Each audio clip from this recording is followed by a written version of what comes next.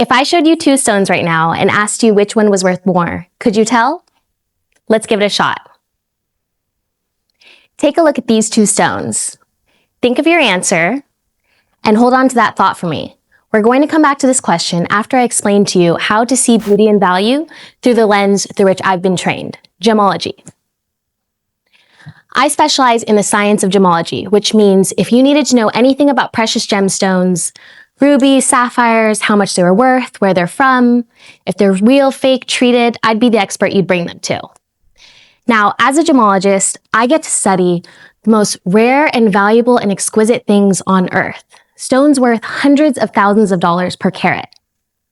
1 carat is just 1/5 of a gram.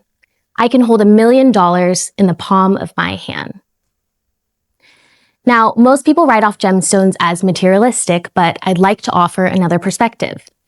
The way I look at a gemstone is the way someone else might look at a sunset. Admiring a work of Mother Nature. In my field, we call that romancing a gemstone. I can't make any mistakes in my job because if I do, it could cost millions of dollars. One misidentified stone, one incorrect color call. So when I see a gemstone, I don't just see pretty.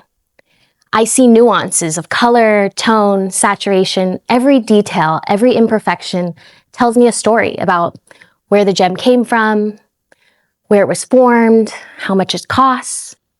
I'm trained to see beauty and value that most people completely miss. As a gemologist, I get asked a lot of questions, but the question I get asked the most is, are diamonds really rare? And my colleagues in the jewelry industry will not like me saying this, but I'm going to say it anyways. The rumors, they're true. Diamonds are not actually that rare. So, why do we buy them year after year? 2 words, brilliant marketing. In the 1940s, there was one ad campaign that told us a slogan about diamonds that still echoes across the world today. And we just believed it and went along with it. And generation after generation, we spend fortunes on something someone else told us to value. Sound familiar? Because we've done the same exact thing with beauty. Someone decided what beautiful looks like, a certain body type, a certain nose, specific skin color, and we just went along with it. The beauty industry is worth about $700 billion. It tells us that we're not enough, and it monetizes that gap. If you already believed you were beautiful, the entire beauty industry would collapse. Now, the definition of beauty has never been fixed. It's changed consistently across cultures, throughout time, again and again. In the Renaissance, full soft bodies were considered the picture of ideal beauty. They were signs of fertility and wealth. In the 2000s, ultra-thin bodies dominated media. And today, thanks to the Kardashians, we celebrate curves and we do surgeries to move fat around in our bodies. It's almost impossible to meet the definition of beauty today, according to the media. I mean, it's quite a paradox. They say you have to have a tiny waist and big boobs, a thigh gap, but a big butt. You'd have to be buying into all the surgeries, treatments, procedures, and products in order to even come close to the definition of beauty today. What we've been calling beauty is not truth. It's trend, it's culture, and it's influencer marketing. Most of us have built our sense of self-worth on something that was never real to begin with. When you understand how value works, you stop chasing trends and you start recognizing truth. So, if diamonds aren't actually rare, then what is? Well, the rich and the royals have been gatekeeping from you for centuries. The rarest, most extraordinary gemstones on Earth are colored gemstones. They're so iconic, they've become synonymous with the standard of color themselves. We don't just say rich red, we say ruby red. We don't just say deep green, we say emerald green. And then there's a category even beyond those that most people have never heard of. Phenomenal gemstones. These stones have a touch of magic. When light hits their internal structure in just the right way, they move, they shift, they glow, and they show things that are invisible to the naked eye until you hold them at just the right angle or under the right lighting. Let me show you a few examples. This is an opal. Look at that play of color and look at that fire.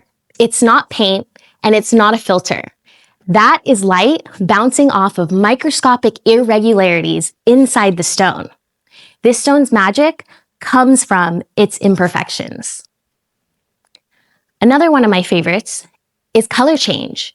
Did you know that some gemstones change color depending entirely on the angle with which you're viewing them or the light that you're viewing them under? This is called an alexandrite, or more commonly known as ruby by day, emerald by night. Under one light, it's a greenish blue. Under another, it's a purplish red. Same exact stone. It just appears different depending on where you're seeing it. It just makes me think, how many times have we judged ourselves in the wrong light and seen ourselves as one thing when it's completely another? The last phenomenon I want to share with you takes me back to our first slide.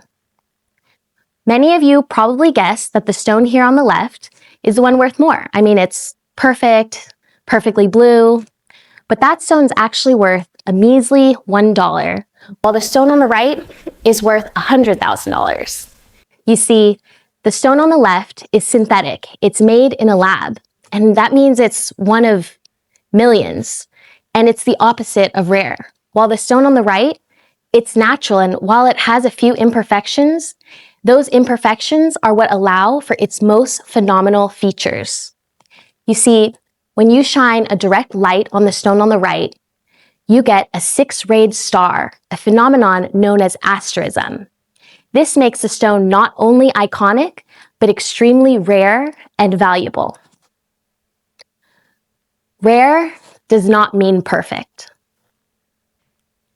Rare means it cannot be replaced, it cannot be replicated, and it cannot be compared. We would never compare the beauty of a rose to that of an orchid, just like we would never compare the blueness of a sapphire to the fire of an opal. They're just different and beautiful in their own right. So, why does all of this matter? Well, there's more pressure than ever to be beautiful today and perfect. There's even a term now, looks-maxing.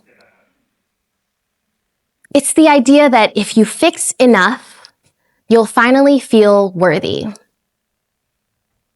We're watching a generation of people being sold a lie that they're not beautiful and going to extreme lengths to meet a definition of beauty that keeps moving.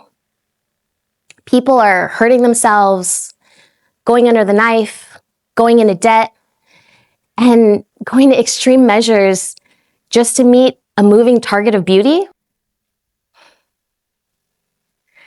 I want to bring this to your attention because without this awareness, you become vulnerable to the lies of the media. The real reason you don't believe you're beautiful, you're evaluating yourself by a set of standards that were invented and sold to you, the way diamonds were sold to our grandmothers.